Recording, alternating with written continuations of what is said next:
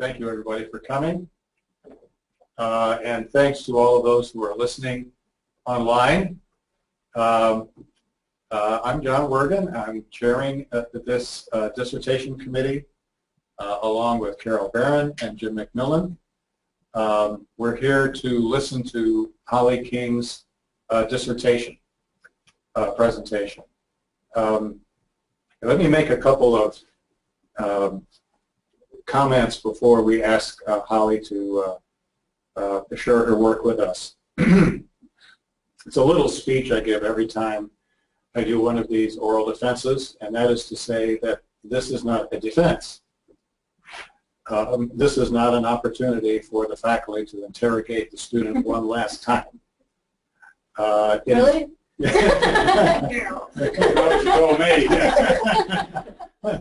See, that's why I'm here to protect you from these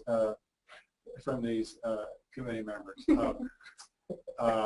No, really, the way this all began, way back in the day, is that this was an opportunity for the newly minted colleague to share, in this case, her research with her new colleagues. And so it is, in fact, a pedagogical moment, not an examination per se. So I've asked Holly to treat this event in that spirit. I think those of us on the committee know that she has done an outstanding job on this dissertation. I'll say right away that her external reader,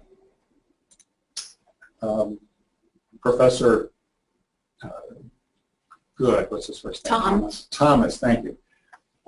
Thomas Good from Arizona State, emeritus professor, big name in the field, has given Holly a clear pass on this already. And so for someone of that caliber to say clear pass, no reservations, I think is a big deal. So the way this will work is Holly's going to have about 40 minutes to walk us through her research.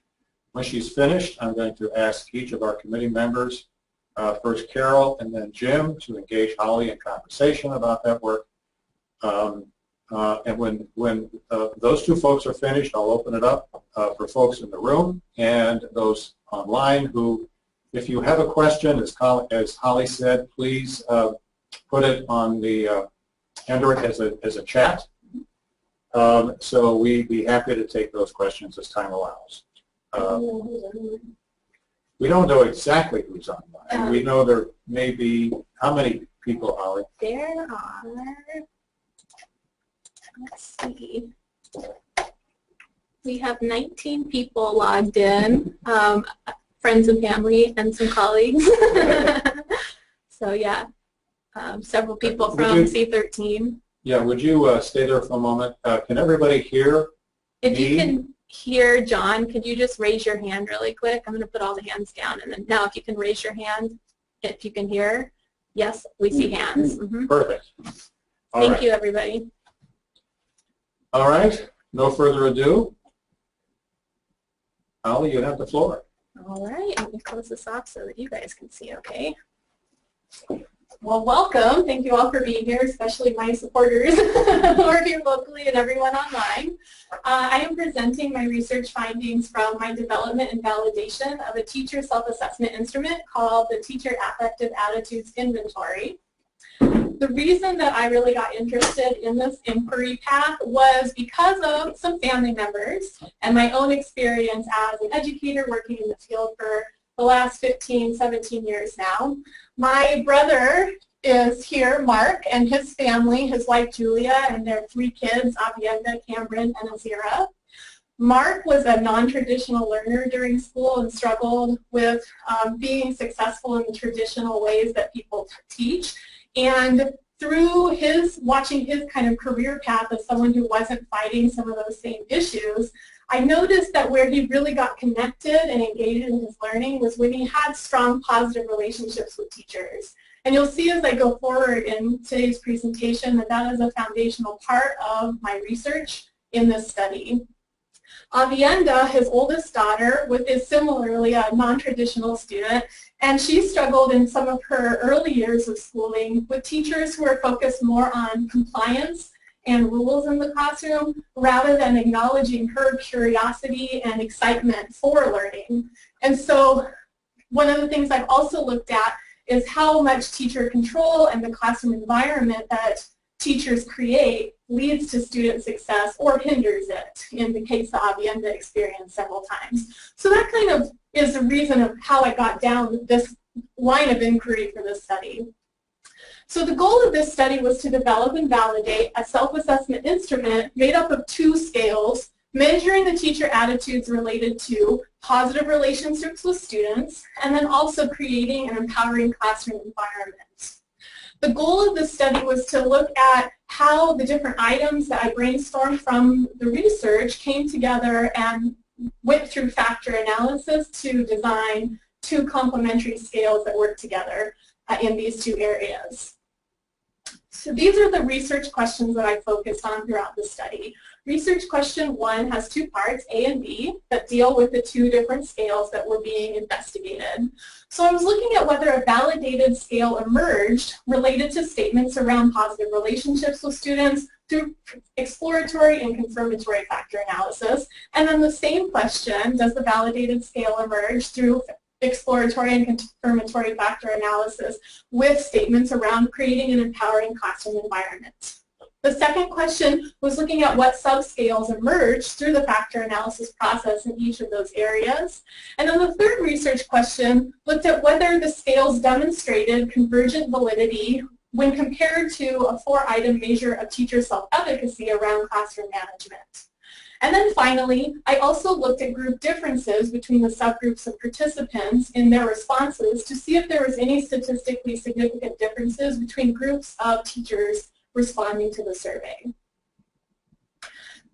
So I love this quote by Darling Hammond and colleagues. She says, if our purpose and intent are to change the practices of those who teach, it's necessary to come to grips with the subjectively reasonable beliefs of teachers.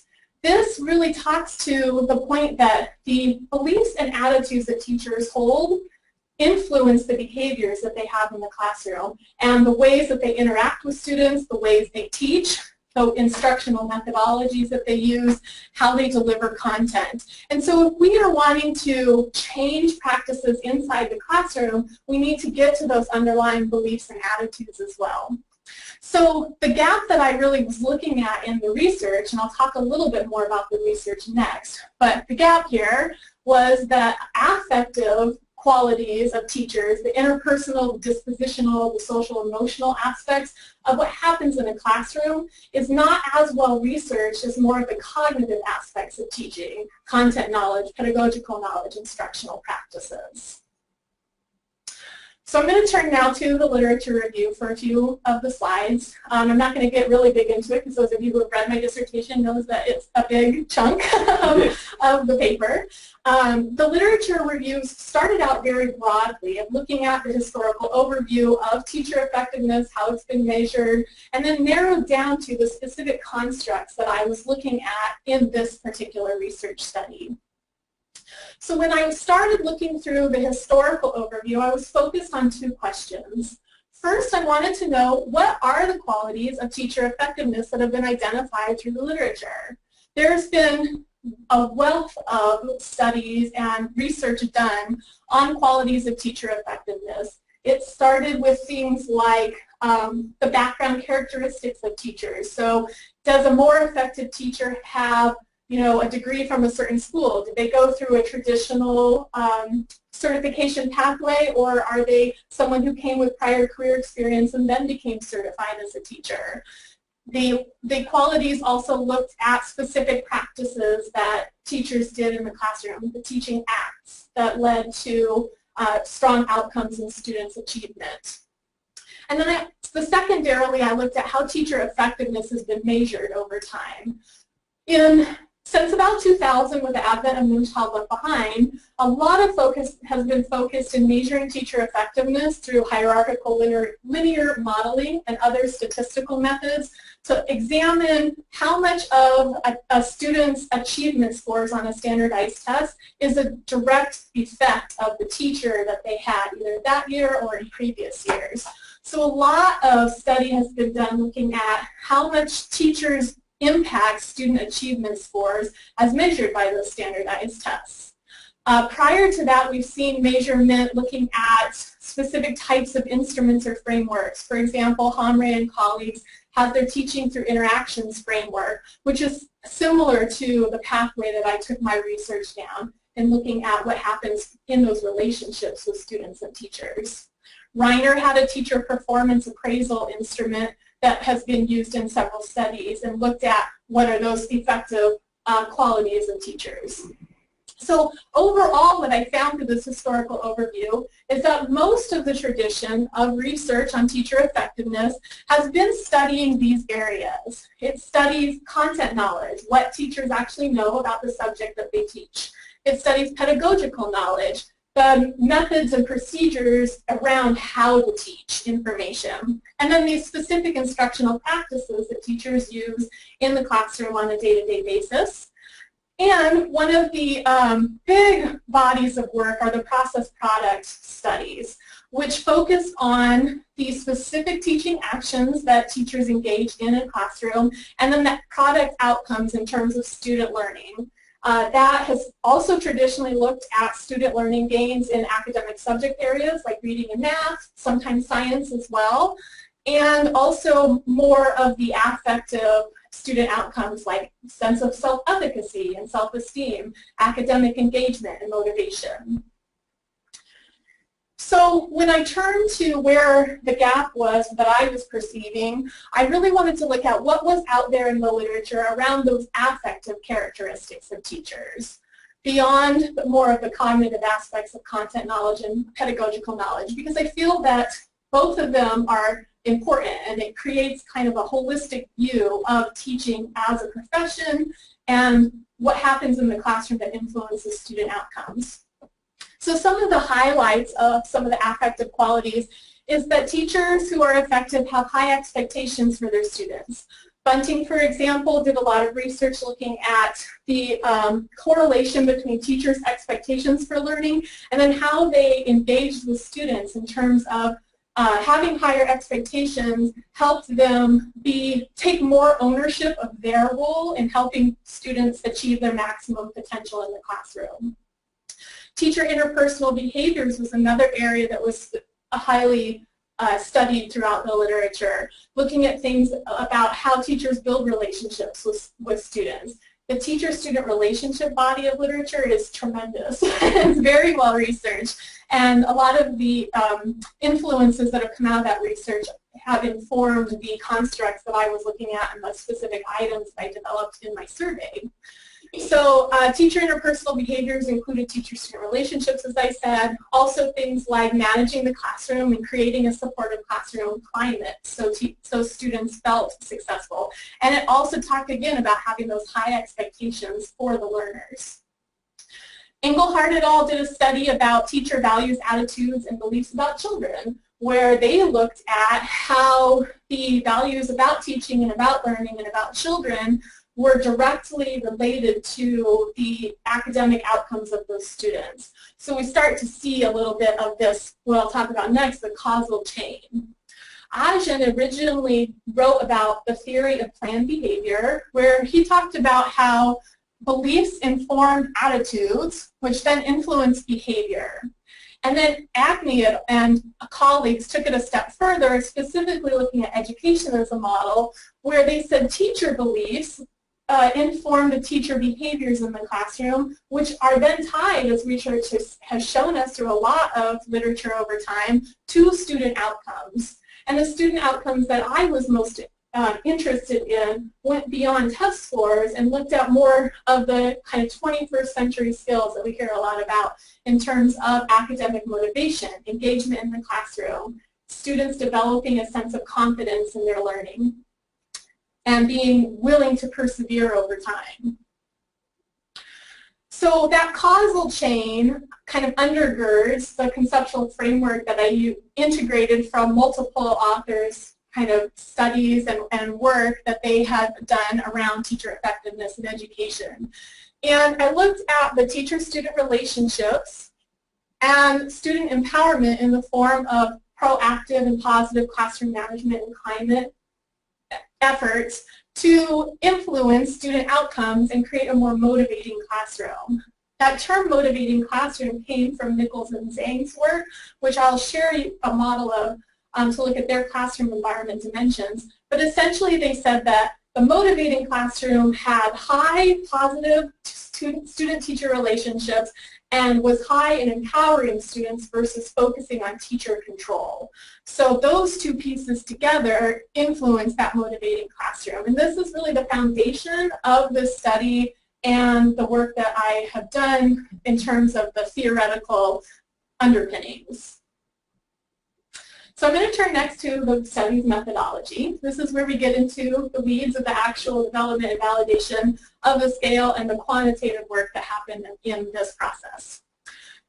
So I followed DeVellis's guidelines to develop an item pool, and I chose to do this through a deductive process of examining the literature that existed already about teacher effectiveness because it's been well researched. I didn't think that I was going to go have focus groups with teachers and really find anything new that emerged that hadn't already been researched and written about. And so I used the literature as the foundation and pulled out constructs that reappeared over and over, and then identified items right through a brainstorming process. And I ended up with about 200 items to start with in 11 construct areas. Now, any of you who have taken surveys around the table, you know that you don't want to answer 200 questions. And my methodologist, Professor Barron, helped guide me through this process to get it narrowed down to a little bit more useful and usable amount of items.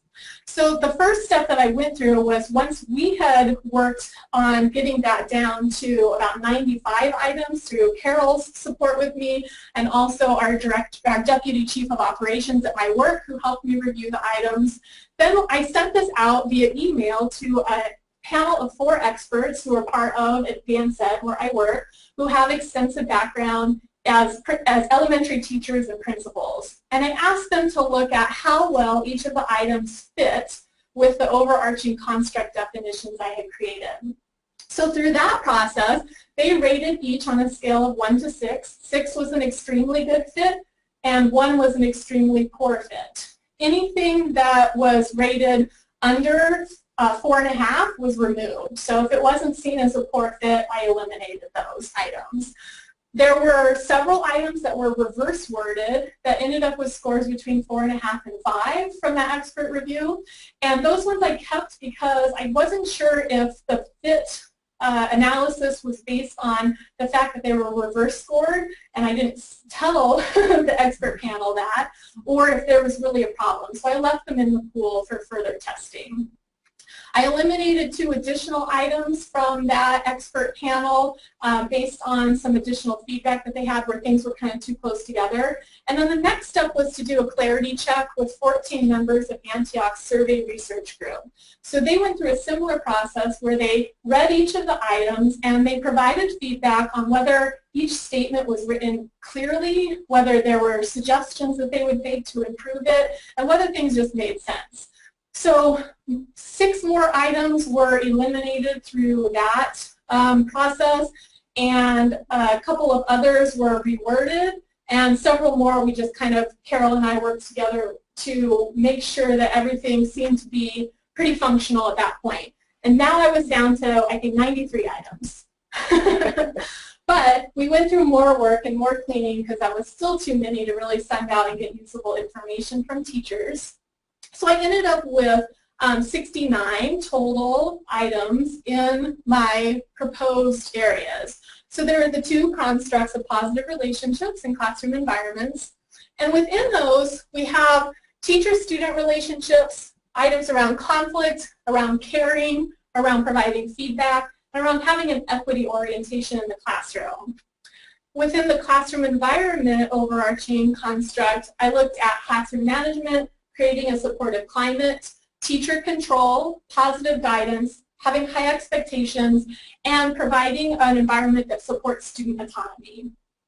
So at that point, I developed the instrument in SurveyMonkey, and that included all of the proposed scale items, as well as the 4-item classroom management self-efficacy subscale that came from this previously validated teacher sense of efficacy scale. And then I asked some demographic questions as well to facilitate comparative analysis among groups. Demographics included for participants things like their gender, race, ethnicity, how many years they taught in school in their career, what grades they teach currently, how many years they taught in elementary school. I also asked some demographic questions about the schools that they taught in to see if there were any things that rose to the surface in differences there. So I looked at, does the school predominantly have a home language other than the teachers? Is the race of the school predominantly different than the teacher's race? Is the school located in a suburban, urban, or rural setting? Is it a public, private, or a charter school? And we also looked at socioeconomic status of families based on percentage of students who are qualifying for free or reduced lunch. Upon Professor McMillan's suggestion, I did a 2-version design of the survey to go out, where in the first version, the positive relationships items were presented first, followed by the classroom environment items. In version B, those were switched, so classroom environment items, then positive relationship items, and the rest of the survey after that was the exact same for both versions. This was to ensure that I would get enough responses for each of the 2 scales, with people completing all of the questions in both scales, or at least one of the scales, to facilitate the factor analysis process. So I pilot tested this with a small group of practicing elementary teachers initially.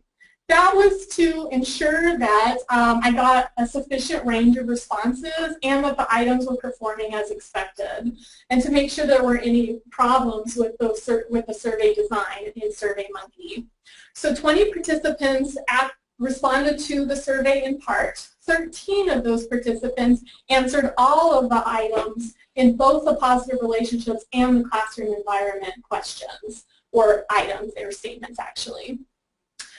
The range of responses we looked at to see if there was anything that was at 5.8 or higher, which was pretty much they were strongly agreeing with the item. Then I eliminated those items because I wasn't getting a variety of responses.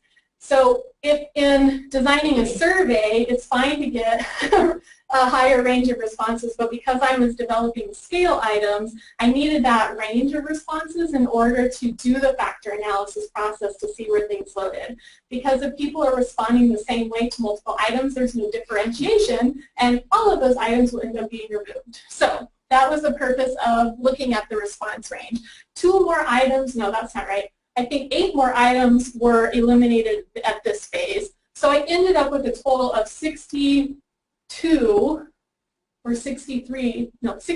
items total, 29 on the positive relationship scale, and 32 on the classroom environment scale. Then those 2 survey versions went out to multiple people through personal and work connections and affiliations through a snowball sampling technique. So I had permission from work to send survey invitations out to some of our elementary schools in the United States that we work with through Advanced Ed. And then I also sent it out to pretty much everybody I could think of, friends, families, my colleagues at Antioch University, practicing teachers that I know and have relationships with, to be able to get this out to as many people as possible. I ended up having nearly 700 people respond to the survey in some manner. Several of those didn't qualify based on the qualifying questions that they taught in the United States and that they taught in kindergarten or in elementary school. And then additional people were eliminated from the participant sample because they didn't answer all of the items for at least one of the 2 surveys, either positive relationships or classroom environment. I ended up with 403 participants who were qualified and met all the requirements. 387 of those completed all items of the positive relationship scale, and 368 completed all items of the classroom environment scale. 361 completed the 4-item subscale convergent validity items, and 360 provided some or all of the demographic information requested.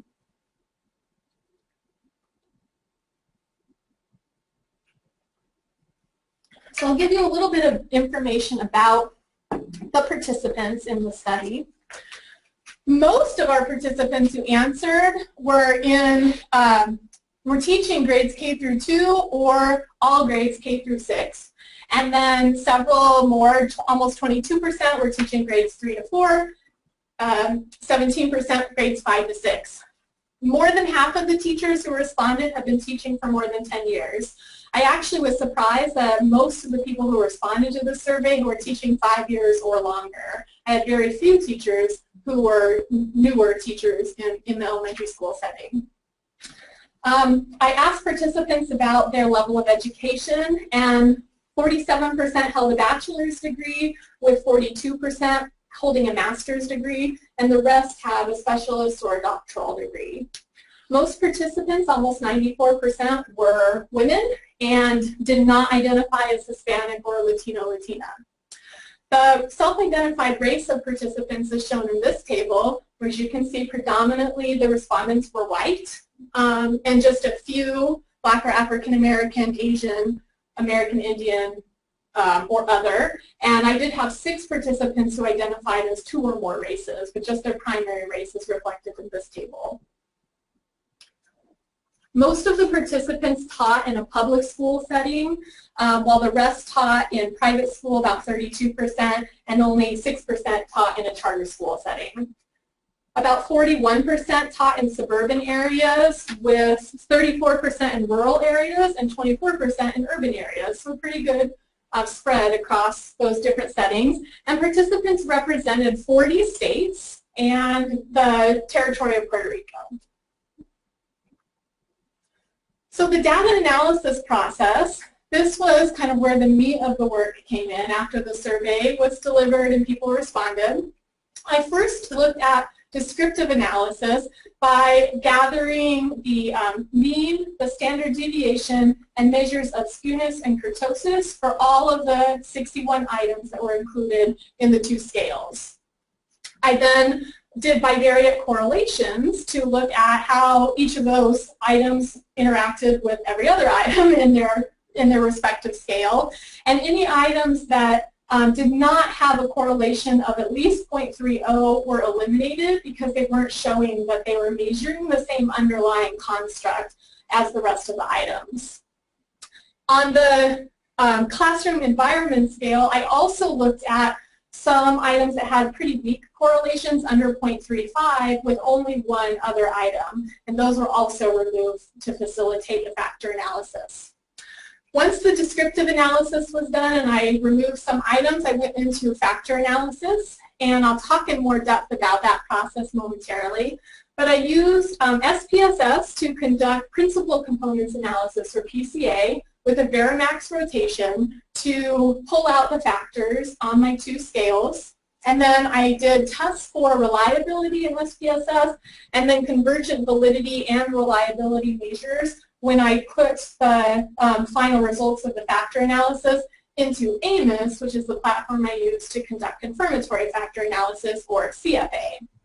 Then finally, the comparative analysis was done in SPSS, looking at independent sample t-tests and one-way ANOVAs between the groups, and based on the demographic questions I asked. And then I did tests of metric invariance in the CFA models at the end to see if any differences that came out in SPSS continued through into the models that had been adjusted. So I'm going to talk about the results next. In response to my first research question, the principal components analysis results, I started out by removing 2 items because they demonstrated high skewness and kurtosis, which means that they weren't normally distributed. So for various reasons, they didn't fall into the normal bell curve that we would like to see when looking at research like this. And then I also removed 3 items who had weak correlations under 0.30. Then I put the remaining items through the PCA with Varimax rotation at a 0.40 cutoff. So anything that was loading onto any factor below 0.40 was suppressed. So I wouldn't see those in the results because those are low loadings. Resulting factors came out. There were 3 factors. There were 10 items in the first factor, and then 3 items in the second factor, and 4 items in the third factor. This is the final CFA model, so I'm going to talk about that in a minute. But what you see here is the first factor that emerged really dealt with things like treating students fairly, giving them positive feedback, providing caring, respectful interactions. So I labeled that factor positive interactions. The second factor really dealt with how teachers handle conflict with students in productive or non-productive ways. These are actually non-productive ways because they were all reverse scored, but they fit together really well in terms of the theoretical underpinning, and so I named that component managing conflict. And then the third factor was really looking at those relationships between teachers and students that were based on trust and caring, and so that was labeled caring relationships. Now, because there were 2 items, I said there were originally 10 that came out in this factor, and there's only 8 here. 2 of the items were removed, one because it had a really low loading compared to the rest of the variables in that factor, and the other because it had a very high modification index, which indicates that there is a problem with the data. So those 2 were removed. These 2 variables had a high modification index related to each other too, but not so high that they needed to just be removed. So I covaried them, which improved the model fit of this final model. Same thing with caring 3 and caring 1 down here. Those were covaried due to a high modification index, which improved the model. So this is the final model of 15 items in the 3 factors for the positive relationship scale. Some of the model fit statistics, typically we look at 4 goodness of fit statistics in evaluating a model, which are these here. Chi-square ideally is close to 0 and not significant, but when there's a large sample size, sometimes that just doesn't get not significant. So you can see here that I still have it's still a significant number, but it is close to 12 at 112. So instead of that, we use chi-square divided by degrees of freedom to get a better overall fit, which should be less than 3, and as you can see, this is 1.32, which is a good fit. The comparative fit index should be greater than 0.95, and it is at 0.98, and the root mean square error of approximation should be less than 0.06, and it is at 0.029. Now, so I have a good model fit in terms of these numbers from what I developed in the CFA. But I also wanted to go through and look at, based on the model and the covariances and how everything was related, does this have good validity and reliability? So I looked at the composite reliability, which is similar to Cronbach's alpha, and then I looked at the average variance extracted, and then the maximum shared variance. So composite reliability should be greater than 0.70 in research. Positive interactions and managing conflict both are. Caring relationships is a little bit weaker here. For exploratory research, some people have said that an alpha of 0.65 or better is okay to start with, and so it's still in that okay range, it's just not ideal. For the AVE measures, it should be greater than 0.5. Managing conflict is, but my other 2 are not. And that indicates that there's probably some low loading item in that factor that if I were to remove it could improve the convergent validity. But because many of my factors, as you'll see here, I only have 3 items here, 4 items here, this is one of the ones that was a problem. And factors are not really factors if they only have 2 items. So I had to balance this idea of do I keep the factor intact or do I look at eliminating items to improve the validity? Because this is exploratory research, I did decide to leave those items in, knowing that in future research, which I'll talk about later, more work would need to be done to strengthen that. Then the maximum shared variance here should be less than the AVE. So obviously we can see that these two, positive interactions and caring relationships, are not less. That is an indication of possible discriminant validity concerns where these may not be measuring separate factors. But again, I would want to look at, in the model itself, across those two factors, is there one of these or more items that is cross-loading below that 0.40 cutoff that I looked at that is causing the problem, and to potentially eliminate that item. For the same reasons as I shared before, because I have just a few number of variables in each of these factors, I didn't want to go down that path for the purposes of this study. So overall, the model fit was good. There are some potential validity concerns for discriminant and convergent reliability. Now that's research question 1A, and we're going to switch over to the classroom environment results, looking at the exact same kind of information. On this one, I removed one of the items because it had high skewness and kurtosis, so it wasn't showing an even distribution. And one additional item was removed for a low correlation when looking at the bivariate correlations with other items. Again, I mentioned earlier, 3 additional items were removed because they had a weak correlation with only one other item across those 32. And then I did PCA with Varimax rotation again, but with a 3.30 cutoff here.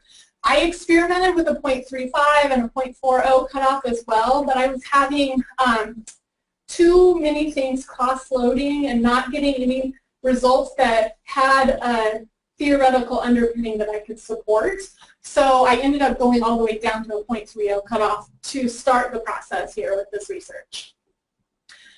I ended up with 4 factors. You only see 3 here, and I'll tell you why. The first factor had 4 items, and they were all dealing with how much autonomy the classroom had, as well as the climate being supportive. So I called it the student-centered factor. The second factor also had 4 items and was focusing on the expectations being high for the learners in the classroom, so it was called high expectations. The third factor, which is not shown here, was looking at teacher-student control, and they were all reverse scored items, so I initially called it teacher control. But as I looked at it, at the item statements themselves, they didn't really seem to go together very well, so I was hypothesizing that maybe they were all fitting together because they were reverse worded items. Because when I did the factor analysis, all of the reverse worded items always loaded together because they were reversed. So that was a little bit confusing, but I kept it in the original model just to see what happened. And then when I conducted the CFA model process, it didn't fit at all in terms of the correlations with the other factors, and so I decided to remove it at that point. The fourth factor, positive guidance, focuses on the positive proactive strategies that teachers use to guide student behavior in the classroom. So that is the final model here. And again, you'll see items that were covaried. No items were removed due to modification indices or low loadings, although there are some low loadings, like with control 1, 0.45, and then climate 3, 0.48, that could be potentially problematic and would need further work later. So again, the model fit.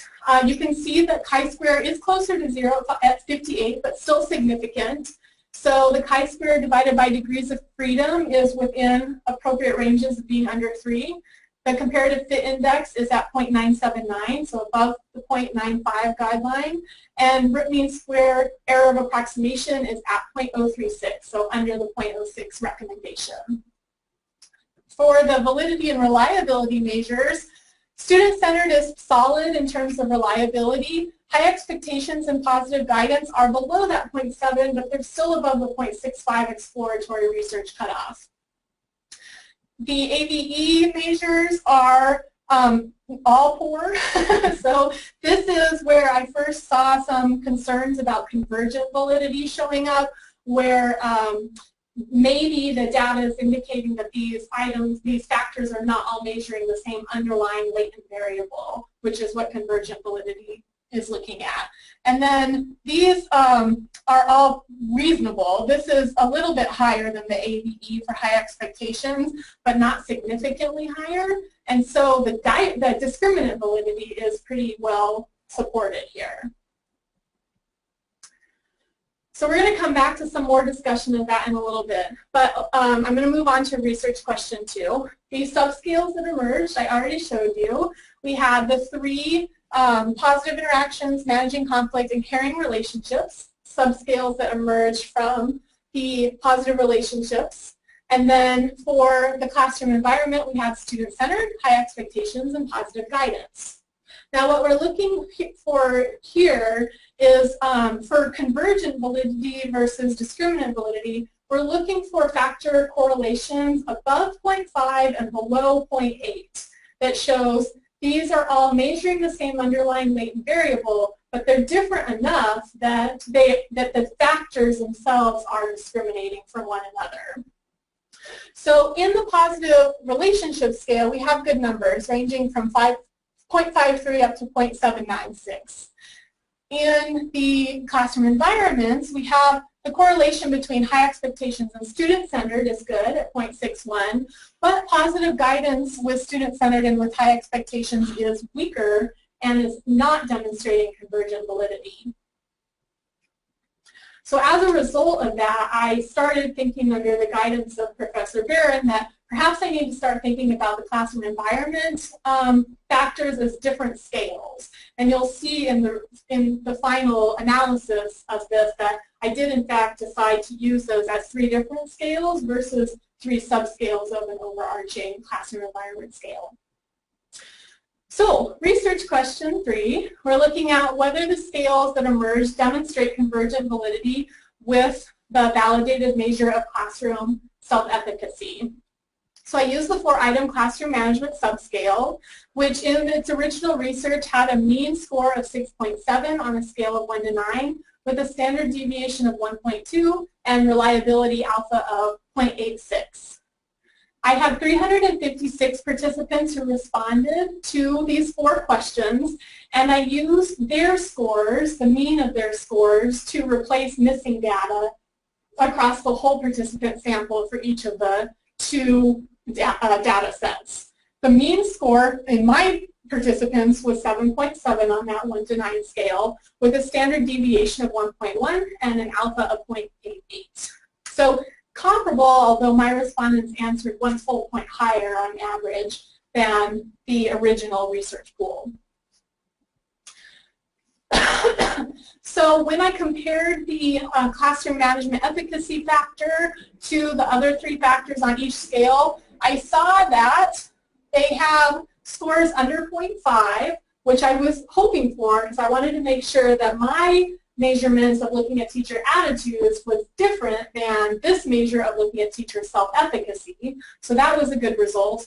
And I also saw that they are reasonably high, except for this 0.26. So they're all in the 3 to 4 range, 0.3 to 0.4 range, demonstrating that they are similar, they're related, but they're not measuring the same underlying latent variable. So it does demonstrate discriminant validity, but also saying these are kind of in the same ballpark together, the efficacy items and my scales. So research question 4, when I looked at the comparative analysis between our subgroups, I used t-tests for variables that had 2 groups, which ended up being gender, and I recoded the race variable to be white and all other races because of the big group size differences. And then I used the one-way ANOVA for variables across all of the other categories because they have 3 or more groups in them.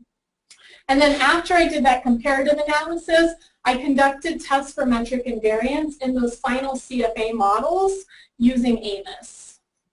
So on this table, you will see just the highlights of the results that happened. In the gender test, there was no significant difference. That was good news to me.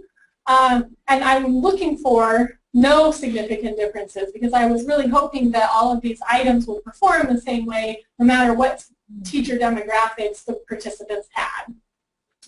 In the race characteristic, there were significant differences on the t-test for the positive interactions and the high expectations factors.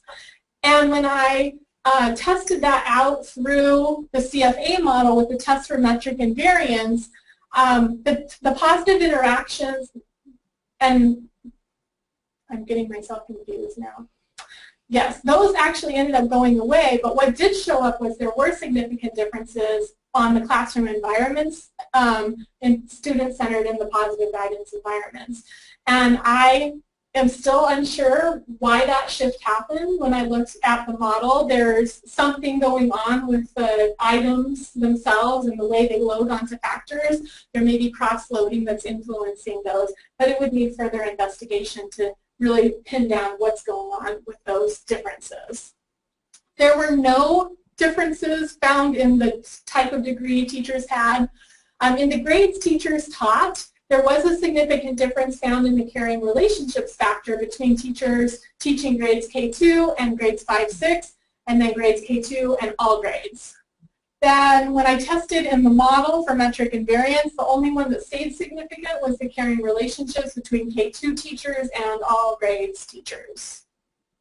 Years teaching total, the ANOVA came out with positive interactions and high expectations differences between teachers who had taught less than 5 years or more than 10 years. That could potentially be due to the group size differences, but they were not equal group sizes. If you recall, I mentioned previously that more than half of my teachers in this participant sample have more than 10 years of experience. Same thing happened with the years teaching elementary, because most of the participant sample had the same amount of total teaching years as they did teaching elementary. But there ended up being no differences when I tested the model in those areas. So with the covariances and the relationships that happened in the model, those differences did disappear. No differences in several of the school demographics, school type, community type, language spoken by students, and the race of students. There were differences that showed up in the ANOVA comparisons for school income on the positive interactions factor between students with 10 to 25%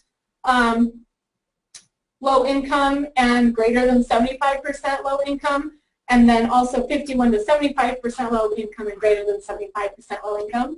High expectations similarly had a significant difference between 51 to 75% low income and more than 75% low income students. And then finally, school enrollment showed that there was a difference in the managing conflict factor between schools that had 250 to 500 students enrolled versus more than 500 students enrolled. None of these differences came through to the model, so again, I'm hypothesizing that the relationships within the model and the covariate variables eliminated those statistical differences. So now we're getting to the last section of the presentation and looking at the discussion of the results.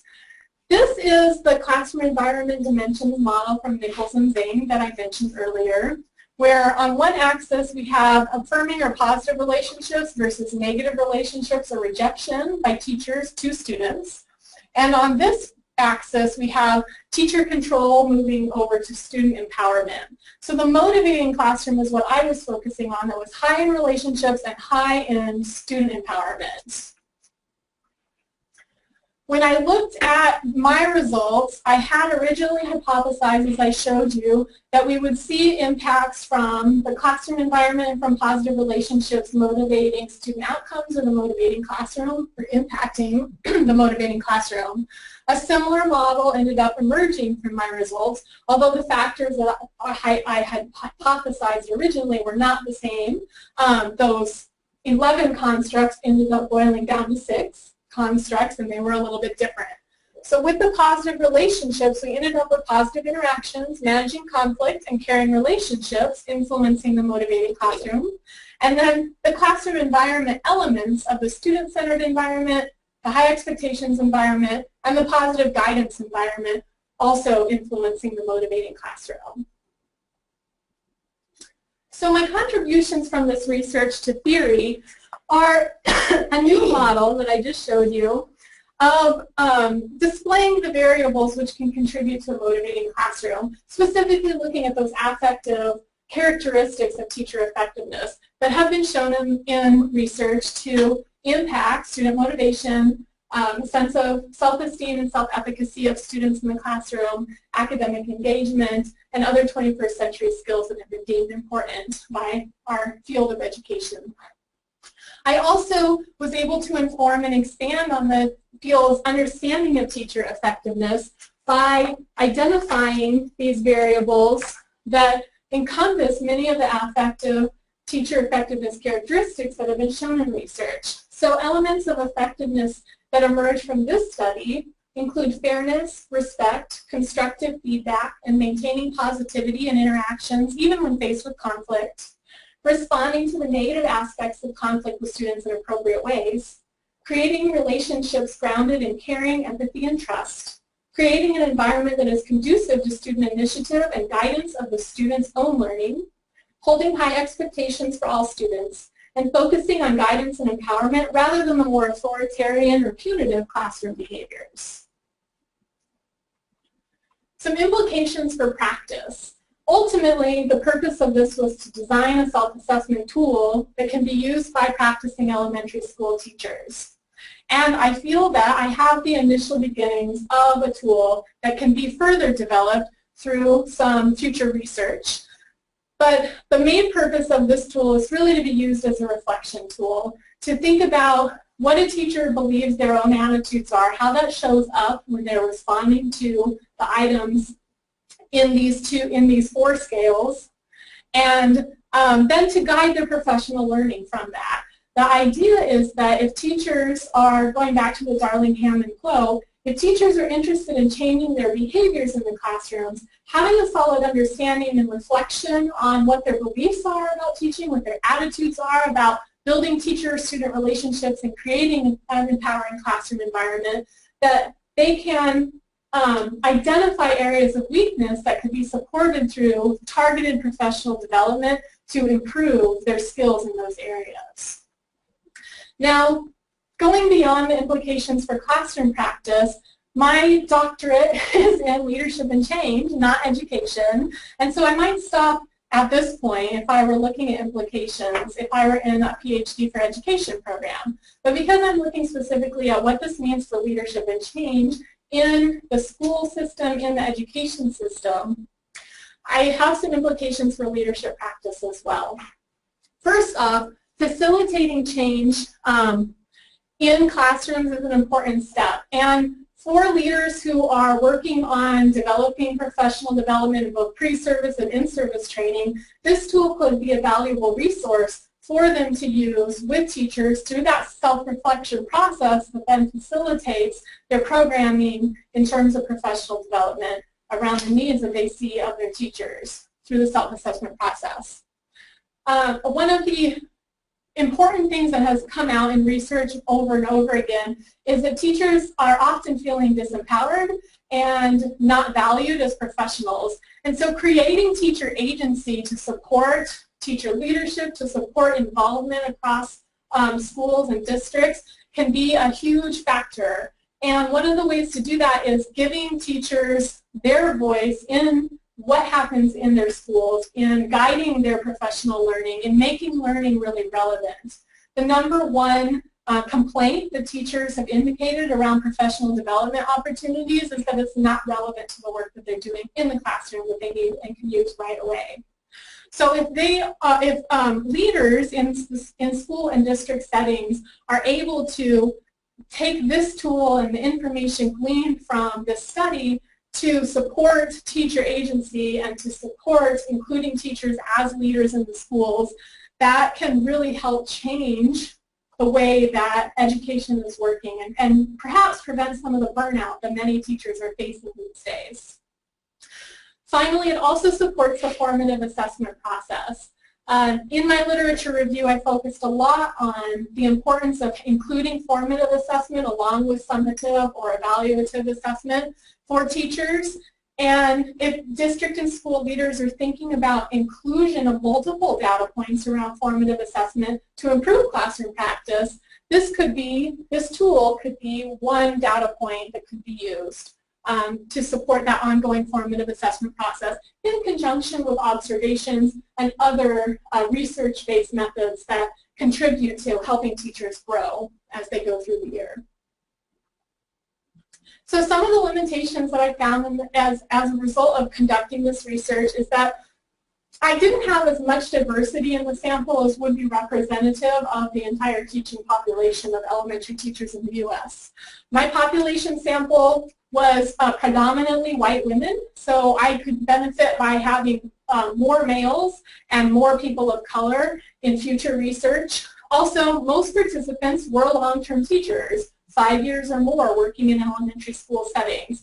So talking with more first year or early career teachers in the future would benefit by providing results that could potentially be more generalizable to the entire population of elementary teachers.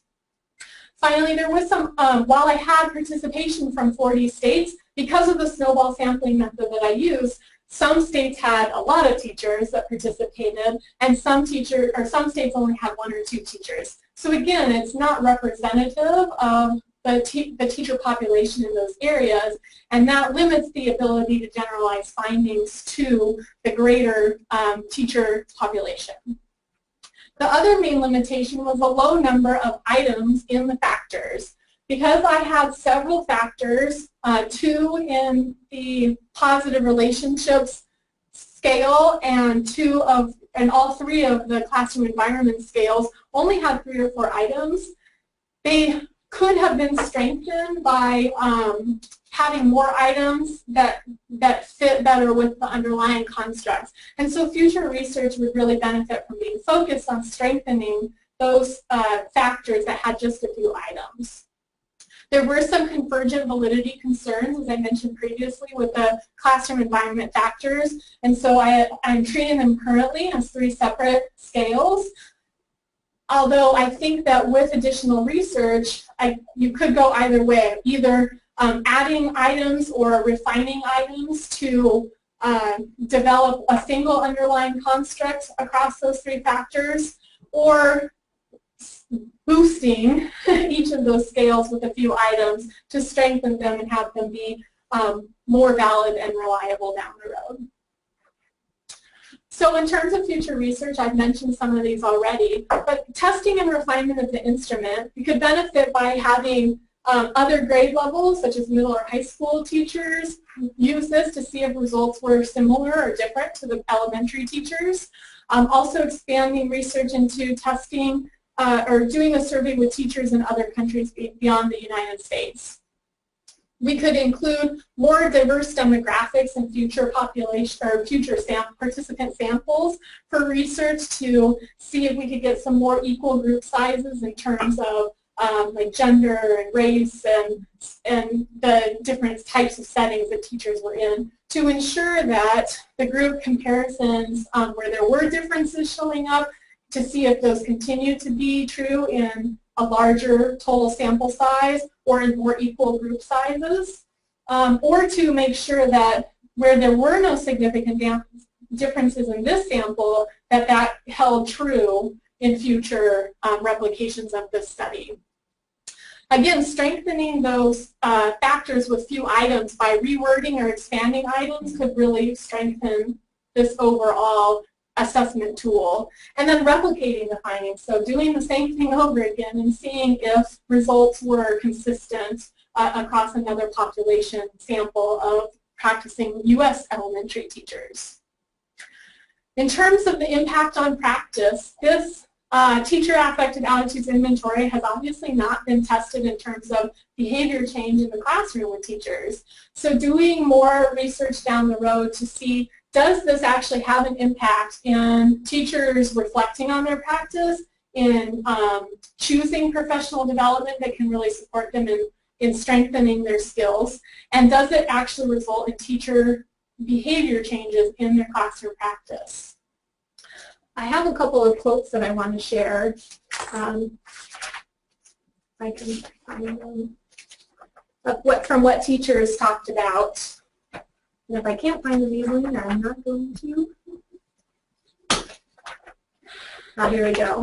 So one of the participants mentioned how the survey really helped her reflect on her teaching practices, where she said, it was interesting to think about some of the ways I relate to students in my classroom environment as I thought about my answers to this question. So we could see that the participants were really thinking about this in a reflective process. And another participant stated that my hope is that the data found comes back to me to improve my teaching habits and improve the education of the young people I teach. So teachers who participated in this really did see a potential for changing their behavior and guiding their professional development and professional goals.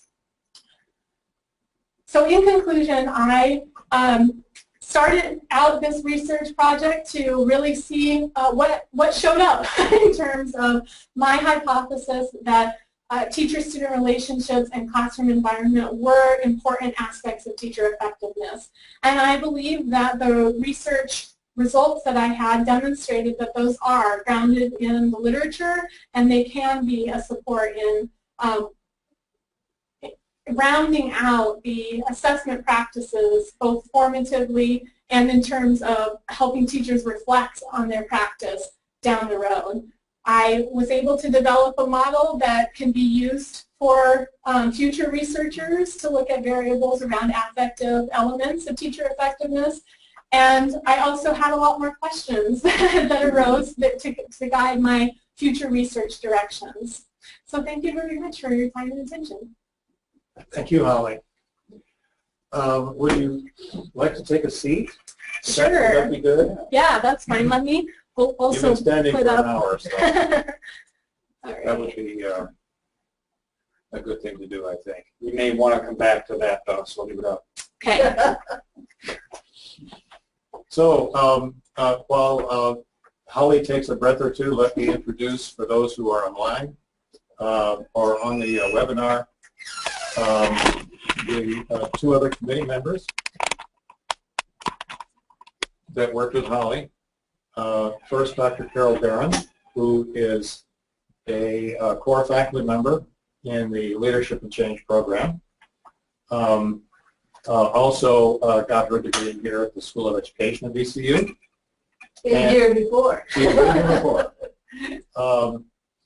And my good friend and colleague, Jim McMillan, who's Professor of Educational Studies and now acting Associate Dean for Academic Affairs at the School of Education. Something that he is willingly giving up in a couple of weeks, I understand. Return to the faculty. 27 days and 4 hours. Or something like that. And for those of you students online, this is the Macmillan of Macmillan and Wergen book. Yes. The same. The same. So we'll start with Carol. Well, Holly, you know, congratulations. Fantastic dissertation, fantastic writing, fantastic presentation.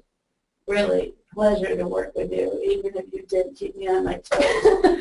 And I want to know what James meant. And I'll tell you all in a minute who James is.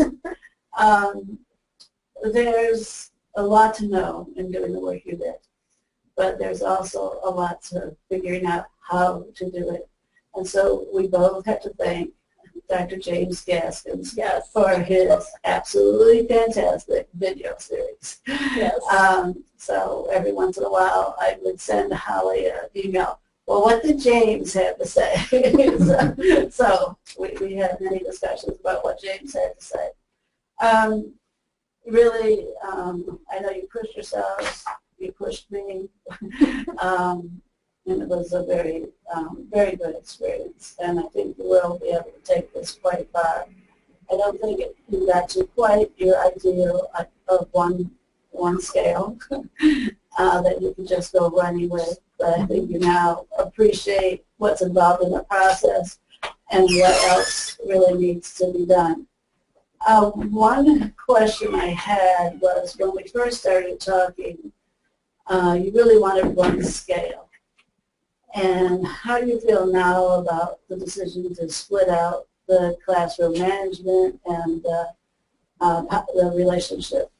Yeah, so I think that's a really good question, because when you and I were originally kind of talking about what this is going to look like in practice, I kept going back to the Nichols and Zhang framework, because I really wanted to look at their two axes. That was kind of the inspiration for me in developing my scale constructs and items. So when we talked that through, it made a lot more sense to say, okay, we're going to go for two scales here. One looking at positive relationships, one looking at the environment.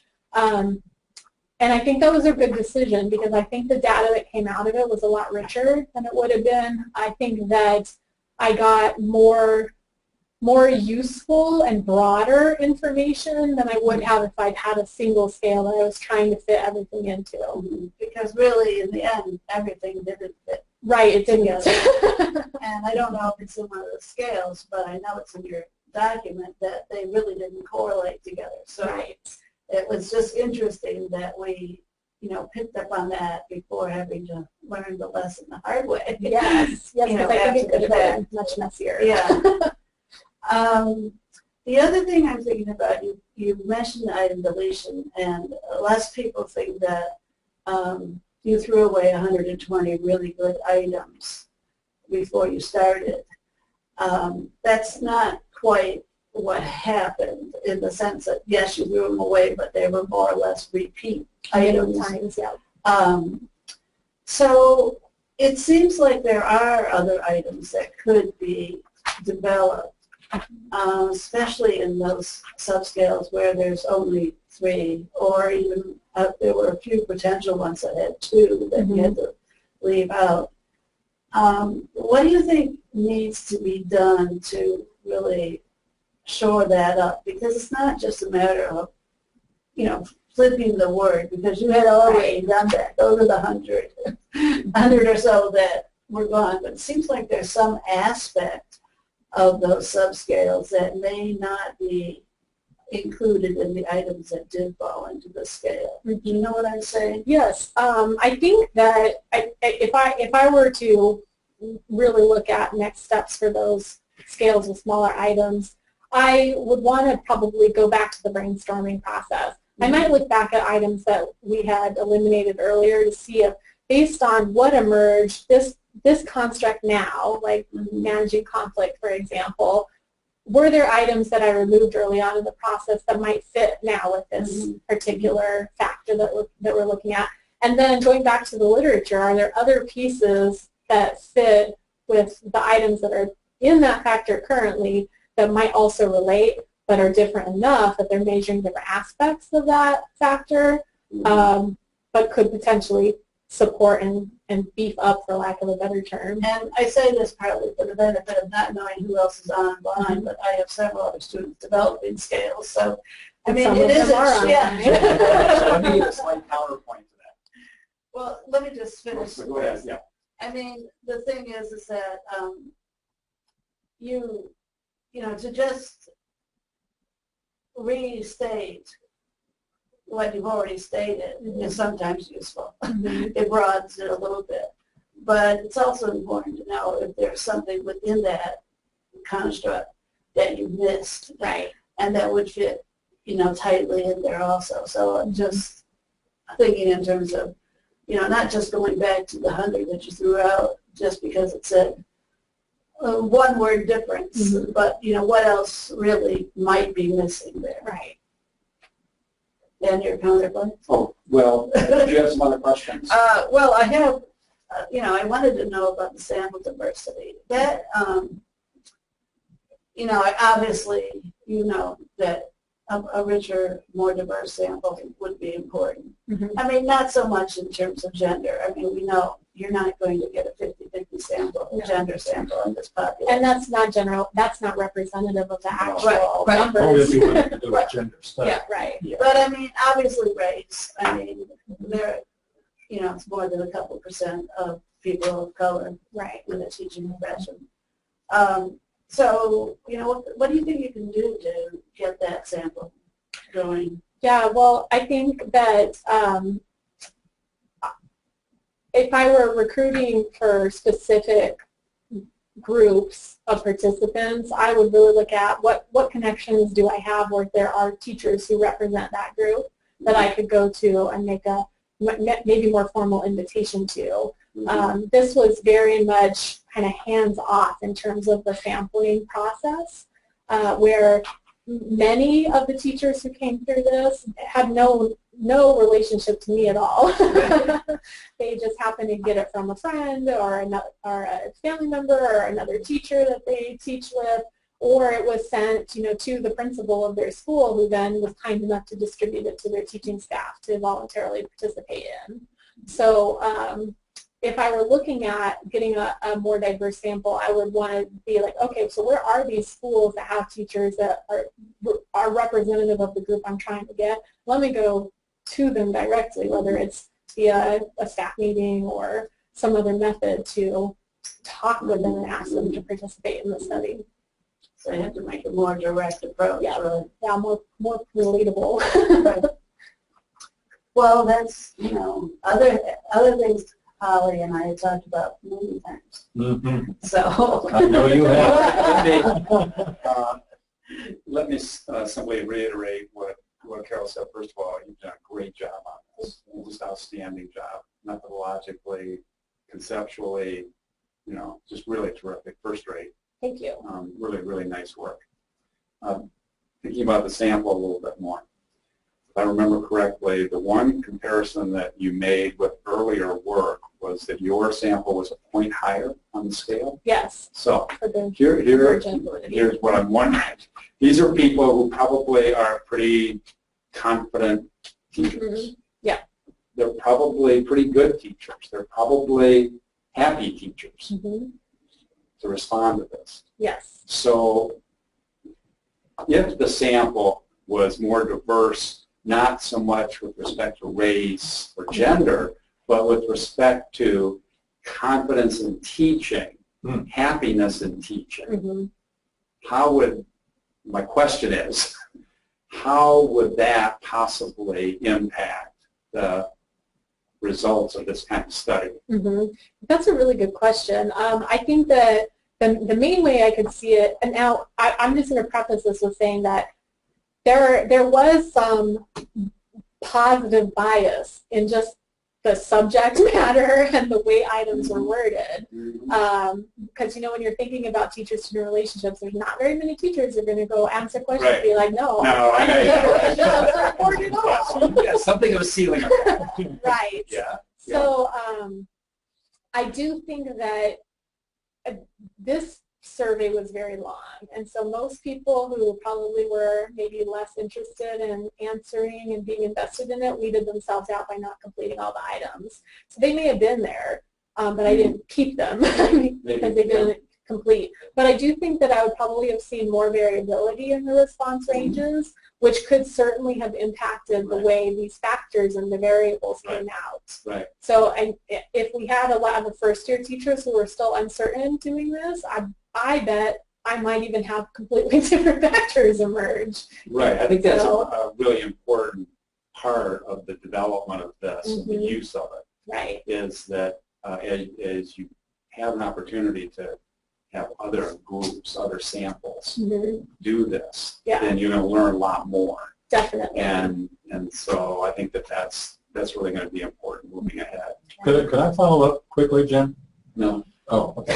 That's why you were senior. This is why Jim was senior author. He pulled rank on me all the time. Well, no, I just have a follow-up question to that, because this is, I think, is very interesting. And just in terms of strategy, if you were to get a much more diverse sample, it's quite likely that some of these items that fell out in the original analysis would come back in. For sure. Because there'd be greater variance, therefore much higher probability that these items would have substantially higher correlations and so forth. So I'm just curious, how would you go about that? I mean, how would you just like start all over again, or what? I think that's where the replication of this study would be important to do with different groups. Because starting from the same initial place and having different sets of teachers responding to questions, that would give me a sense if I did that 2 or 3 times with different groups of, a similar size to this, 300, 400 participants, I could see whether overall I'm getting consistent findings. And if I were, great, that's good news. But if I were, then I might look at putting all of those data sets together and starting the factor analysis from the very beginning stages to see, okay, what comes out now with this larger expanded You could actually just stick with what you have, the original surveys, and expand the sample. Mm-hmm. Therefore, you're not redesigning anything, not writing new items, to test whether or not adding to the sample. You probably will get close to the same thing, Mm-hmm. but you may add in, or add or lose a few items, but that would be the easiest next step Mm-hmm. to do in terms of future research. The same survey. The same survey, a more diverse sample. It's after that that you would then know whether or not, well, do I really need to go back and do some more item development? Mm-hmm. In which case, you're kind of starting from scratch Sure. with the PCA. Yep. But I know how to do it now. Yeah. Okay, Jim, back to you. Sorry about the interruption. Oh, well, I'm used to it. So, not a problem. Okay. So, thinking about numbers of items in the scale, you talked about, well, maybe we should have more items in the scale and so forth. If you're getting good internal consistency with 3 items or 4 items in the scale, my perspective is that is wonderful. Mm-hmm. That is exactly what you want. Right, in terms of a usable tool. Yes, for in sure. terms of a usable tool. I don't see any problem with that. The issue is in what kind of reliability you would have as a stability Mm-hmm. estimate over time. Right. Because it's easy to get high reliability with internal consistency. Mm-hmm. I mean, that's a really easy thing to do. But it doesn't mean nearly as much as reliability across time. With the same group of people? Yes, Like a the same group of people. post-test, pre-test, Yes. post-test kind of model? Yeah, that's the one that gives you more indication about the level of error Mm-hmm. involved, because primarily a lot of these kinds of traits Mm-hmm. are situation specific, day specific, Sure. week specific, Yep. and so they vary because of a lot of different things. So Right. from a reliability standpoint, you want consistency, Mm-hmm. not only within the items but also over time.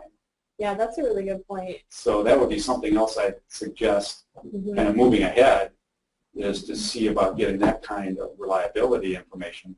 Mm-hmm. But the fact that you have just a few items, I think is a really positive outcome from the standpoint, as you say, of usability. Right. Like, because this would no doubt be combined with other things. Mm-hmm. Yep. The one question I did have about just the absolute result here, because on their scale, which is your means were kind of up at the top, right? I mean, they were the Yes. ceiling of that.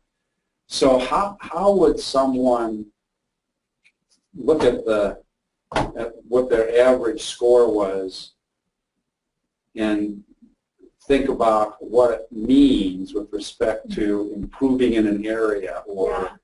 something else? This Just is, curious I'm what just you're going to go thinking back to about this that. is exploratory research. Well, you're developing an instrument. Yeah. You're not really This is- testing out how to use the Right. information, so you're Right. not studying that part. Sure, but that is something that but- Carol and I talked a little bit about, of like, so how do we make this actually, work in the real world? Yeah, yeah. One of the issues that we dealt with is that from item to item, the loadings aren't necessarily equivalent from item to item, which says that some items should be weighted differently than others. And that's not very practical to do in terms of a quick grading No. assessment. So there would Right. need to be some further work done to look at, are there ways to get these items to load in a little bit closer range to where we could make a jump to them being like, okay, this is worth 1, this is worth 1, this is worth 1 to get a scoring.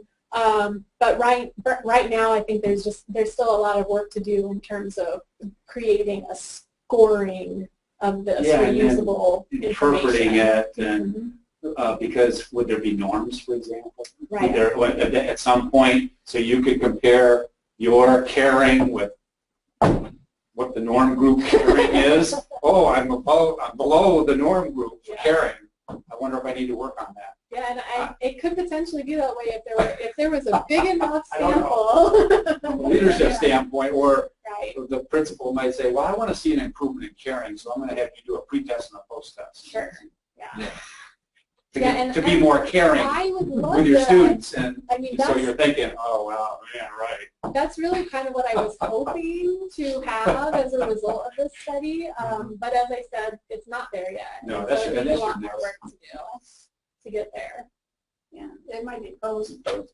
Yeah, very post-op. Yeah, might be. What some of the comparisons that you did were really close to significant, like 0.06. Yeah. So in the real world, there's no difference between 0.05 and 0.06. Right. There's no difference. Yeah. And again, so it's like so close yeah. with the small, relatively small sample that you have that I think you want to say, you know, there's a marginal significance here that really we need to pay attention to moving ahead. Right. And a lot of those were showing up again.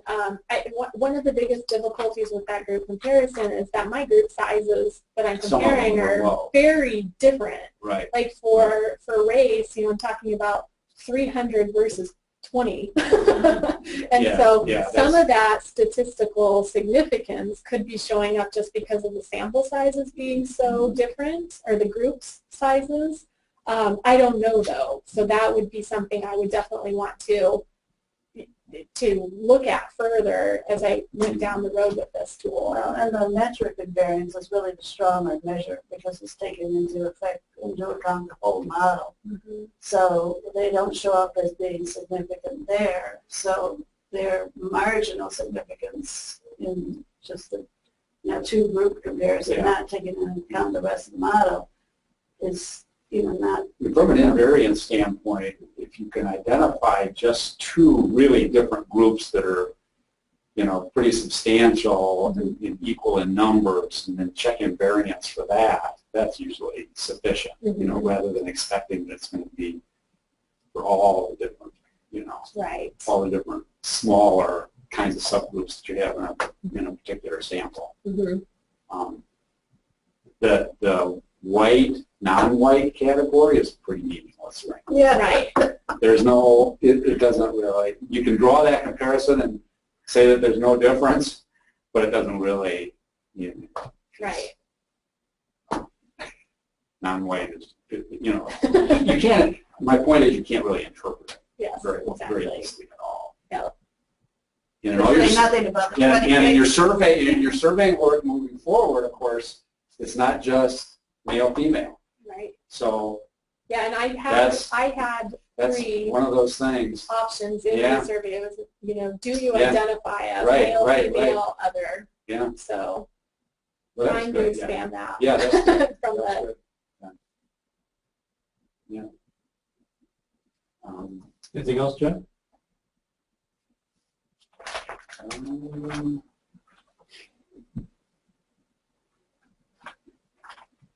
I think these are the main things I picked up on. And I just thought it was terrific.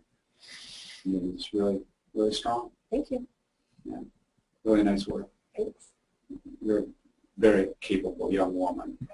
Thank you. And this what you did here for instrument development is more sophisticated than we've done here in the last two that I've seen. Well, thanks, Carol. Right. Yeah, that's very good. Well, thanks for pushing me to learn more than I learned here. Yeah, obviously. Well, thanks to you and several other people that preceded you. And James. Well, there are terms I'm going to have to look up myself. Modification indices, I have no clue what those are. And metric invariance, same thing. Yeah, I've got it. Okay, I got some learning to do. All right. Let's open it up to other folks in the room. Kathleen, do you have any questions? Josh? No, I don't. I just wanted to say on behalf of C13, it's been wonderful to watch, you know, especially going back to Santa Barbara and watching you sort of give where you wanted to go and watch the development of this piece. It's been wonderful. That's just a year ago. That's exactly That's right. Just a year ago. Showing it can be done in a year. That's a lot of work in a year. That's exactly. Yeah, it really Well, is. And It really is. And I also have to say that I can't remember a dissertation presentation that was so packed with information. I mean, it took you an hour to go through it, and I'm thinking to myself, I don't know how you could make it any shorter. Well, I know I cut out a lot. Just a little bit of literature. You know, 50, 60 pages. Yeah. Right. Holly, you want to see if anybody online has any questions? I do. So if anybody online has a question, I don't see anything in the chat box, but if you want to type in a chat or question in chat, you can. I'll also check the questions. Maybe that's where people are. Thanks, Ashley. She says awesome job. There are questions up here. Let's see if I can figure out how to see them. Okay, so David asks, I would be interested in knowing Holly's thoughts on how we cultivate and teach leaders to cultivate these attitudes, other than her comment about self-motivation and self-analysis. Would she consider asking questions of the teachers about how the school's leaders impact their work? That's actually a really good idea, because so much of teacher effectiveness is really facilitated by the context in terms of the school that they're in and the leadership that's happening there. I think it would definitely be an interesting avenue to further explore, of looking at, you know, teachers' perceptions of their self-assessment of attitudes, but then also adding in some questions that look at what they think about the leadership and the support that they're receiving in schools. That would be really interesting. It would also be kind of interesting in terms of like the implications for leadership for, like you said, you know, if the leaders themselves are thinking about their own practice in terms of these types of ideas, you know, they could extrapolate positive relationships in the classroom environment out to the level of working with their staff, potentially, of the relationships with their teaching teams and how they create an empowering environment in the school for the teachers. That would be interesting to think about down the road.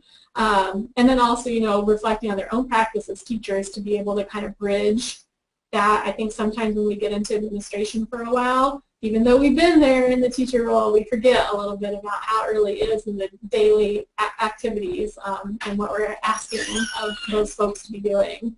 So good suggestions. And what we keep coming back to over and over again, and Josh will appreciate this, it's just the how similar the conversation is when we talk about teaching and when we talk about leading. Mm-hmm. Yeah. So much of what is you're turning up in terms of what creates a motivating classroom, right, is what creates motivation among people that you're trying to lead. Absolutely, and we saw a lot of that literature in our program of what it takes to lead in terms of organizational development as well as leading change, which schools and systems in the education field are just faced with almost insurmountable change a lot of times these days. Okay, any other questions there, Holly? David said, my previous question is related to what Jim said about leaders, supports, and how that impacts happiness and satisfactions of the teachers and how they correlate to the classroom factors. So kind of piggybacking on what you said. And let's see, other great comments here. Given the type of methodology I use to recruit respondents and my intent to move forward on increasing diversity, would it be of value to include a validated scale of the respondent's satisfaction with their profession? That's my Tia Maggie who asked that question. does such a scale already exist, or is it just another scale that needs to be developed? There are definitely the measures out there that look at teacher satisfaction, and that's an excellent idea, especially if we're looking at eliciting that broader range of responses like Jim was talking about, of finding teachers who maybe aren't the motivated, happy in their job teachers, to see if their answers are any different. So that's a great avenue of research to think about down the road. Especially if, you know, I'm not starting with a 70-some item scale survey for them to answer, adding in another validated scale with fewer items around my scales would be a really nice place to look at going forward.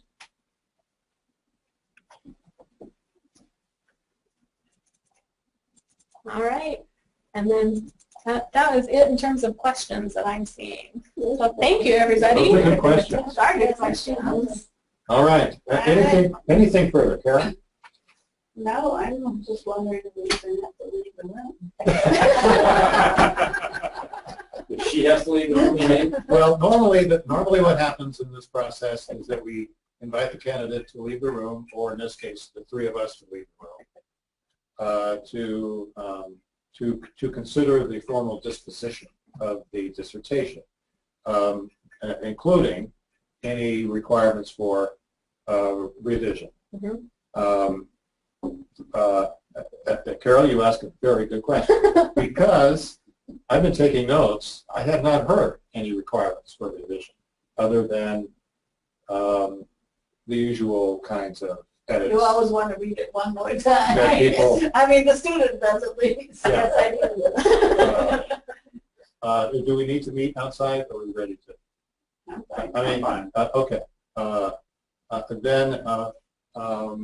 Okay, our little meeting is over.